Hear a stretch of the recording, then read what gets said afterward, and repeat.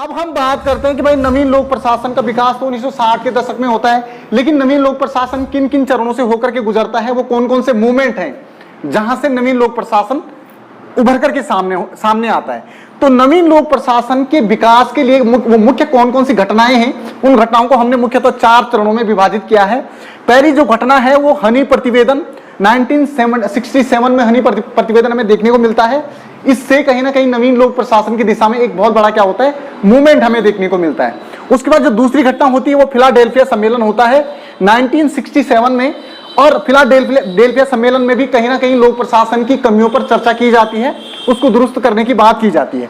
तो second phase में भी कहीं ना कहीं जो नवीन लोक प्रशासन है उसको एक एज मिलता है कहीं ना कहीं नवीन लोक प्रशासन की दिशा में। उसके बाद हम तीसरी बात करते हैं 1968 में मुन्नो ब्रिक्स सम्मेलन होता है, और मुन्नो ब्रिक्स सम्मेलन ही वो सम्मेलन था जहां से नवीन लोक प्रशासन का क्या होता है, जन्म होता है। मुन्नो ब्रिक्स सम्मेलन में फ्रैंक मेरनी एंड ड्वाइट वाल्डो की जो पुस्तकें लिखी जाती हैं, टाइम टर्बुलेंस वाली जो पुस्तक उनके द्वारा लिखी जाती है, एंड ड्वाइट वाल्डो के द्वारा भी एक रचना लिखी जाती है। तो उन रचनाओं के बाद कहीं ना कहीं नवीन लोक प्रशासन का प्रादुर्भाव होता है। अब हम यहाँ पे बात कर रहे हैं कि भाई ठीक है, हमने 1968 में मुन्नो ब्रिक्स सम्मेलन की बात करी, लेकिन हम द्वितीय मुन्नो ब्रिक्स सम्मेलन की भी बात कर रहे हैं। हम द्वितीय मुन्नो ब्रिक्स सम्मेलन की बात इसलिए कर रहे हैं क्योंकि ये जहां 1968 में हो रहा है, वहीं ये दूसरा जो मुन्नो ब्रिक्स सम्मेलन है वो 1988 में हो रहा है। तो कहने का मतलब यहाँ पे क्या है, जन्म तो यहाँ पे हो गया नवीन लोक प्रशासन का, लेकिन जो नेक्स्ट जो दूसरा मुन्नो ब्रिक्स सम्मेलन होता है उसमें भी कुछ और सुधार करने की बात करता है नवीन लोक प्रशासन की दिशा में।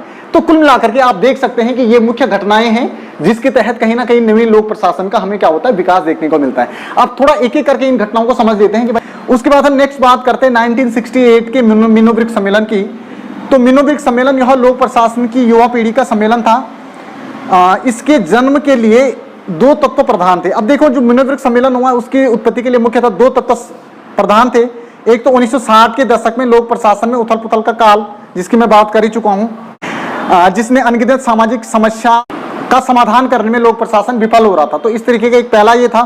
दूसरा था 1968 में वाल्डो के द्वारा लिखा जाने वाला एक लेख, यानी मुन्नो ब्रिक्स सम्मेलन के पीछे मुख्यतः 2 तत्वों की प्रधानता थी। एक तो सामाजिक समस्या 1960 के दशक में जो थी, दूसरा था 1968 में वाल्डो के द्वारा एक लेख लिखा गया था। इस लेख में कहीं ना कहीं वाल्डो ने इस समस्या पर प्रकाश डाला था। किसकी?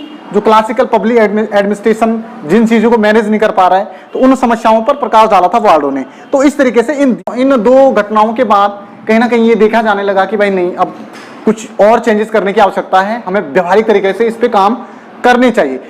देखो, समझने वाली बात यहाँ पे ये है कि जो फिलाडेल्फिया सम्मेलन है उसमें कहीं ना कहीं ज्यादा से ज्यादा बुजुर्ग लोग थे।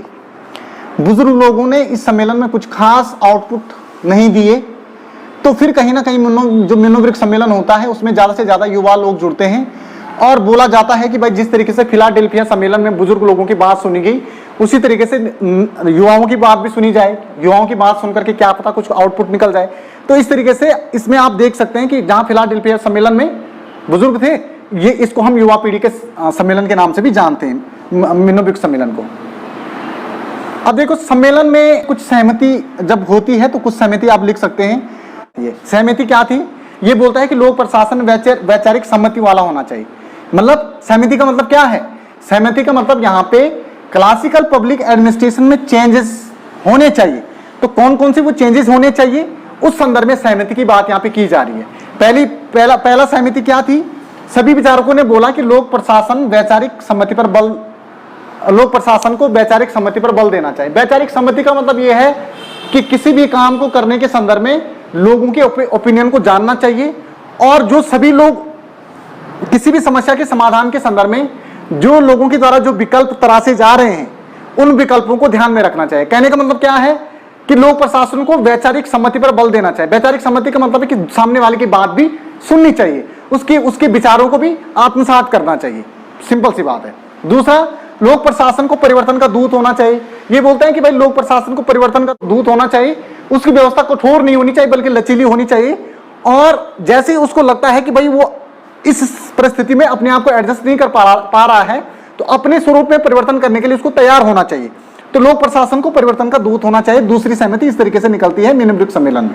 नेक्स्ट, इसे वातावरण के प्रति जिम्मेदार और संवेदनशील होना चाहिए। तीसरी बात आ रही है कि भाई जो इन्वायरमेंट है, जो उसका परिवेश है, उस परिवेश के लिए उसको संवेदनशील होना चाहिए और रिस्पॉन्सिबल होना चाहिए कि अगर कुछ समस्याएं पैदा हो रही हैं तो लोक प्रशासन अपने आप में क्या करे, उनकी जिम्मेदारियां ले कि हम इन समस्याओं का समाधान हर स्तर पर करने की कोशिश करेंगे। इस तरीके की कह के मानसिकता से लोक प्रशासन को क्या होना पड़ेगा, आगे बढ़ना पड़ेगा। अब देखो सिंपल सी बात है कि ये जो सम्मेलन हुआ इसमें सहमति तो इस तरीके से थी, लेकिन इसमें कुछ विशेष चीजें भी थी जिसमें कहीं ना कहीं इन विचारकों ने बोला कि भाई लोक प्रशासन की जो वर्तमान स्थिति है वो क्या है, बिल्कुल सही नहीं है और इसमें परिवर्तन किया जाना चाहिए। तो लोक प्रशासन की वर्तमान स्थिति पर असंतोष ये जाहिर करते हैं, ये विशेष चीजें रही इस सम्मेलन की। दूसरी बात, प्रशासन की प्रासंगिकता नैतिक व मूल्य सामाजिक समानता पर बल देने पर होनी चाहिए। यानी प्रशासन की जो प्रासंगिकता है, उस प्रासंगिकता के जो आधार हैं वो क्या होने चाहिए, नैतिक मूल्यों को बढ़ावा देने के आधार होने चाहिए, सामाजिक समानता पर बल देने की बात ये करते हैं। ठीक है, प्रशासन की प्रासंगिकता की फैलाव में किन चीजों को सम्मिलित करने की बात करते हैं, नैतिकता, मूल्य और सामाजिक समस्याओं के समाधान को सम्मिलित करने की बात करते हैं। ये बोलते हैं कि प्रशासन की प्रासंगिकताओं को हमें किन दायरों में खड़ा करना चाहिए, मूल्य, नैतिकताएं और सामाजिक समस्याओं का अधिक से अधिक सम्मान। तो यानी ये कुल मिलाकर के वेलफेयर की बात कहीं ना कहीं कर रहा है कि लोगों की समस्याओं का अधिक से अधिक समाधान किया जाए, उनकी समस्याओं को सुना जाए और उनकी समस्याओं के औचित्यपूर्ण विकल्प कहीं ना कहीं लोक प्रशासन उनके लिए प्रस्तुत करे। तो इस तरीके की कोशिश कहीं ना कहीं पब्लिक एडमिनिस्ट्रेशन के द्वारा करने की वकालत की गई इस उसमें। इसने उत्तर आशावादी दृष्टिकोण को अपनाने पर बल दिया। साथ ही साथ इस सम्मेलन में उत्तर आशावादी दृष्टिकोण को अपनाने पर बल दिया गया।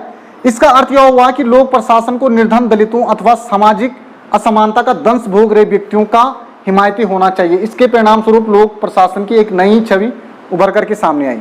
कहने का मतलब क्या है, जैसे मैंने बोला कि वेलफेयर की बात कर रहा है, वेलफेयर की बात का मतलब क्या है कि ये कहीं ना कहीं इसने बोला कि जो लोग पिछड़े हुए हैं, जो लोग दबे हुए हैं, जो कहीं ना कहीं समाज में असामाजिक तरीके से जो असामाजिकता का दंश झेल रहे हैं, उन लोगों की समस्याओं का समाधान करने की भी कोशिश करनी चाहिए पब्लिक एडमिनिस्ट्रेशन को।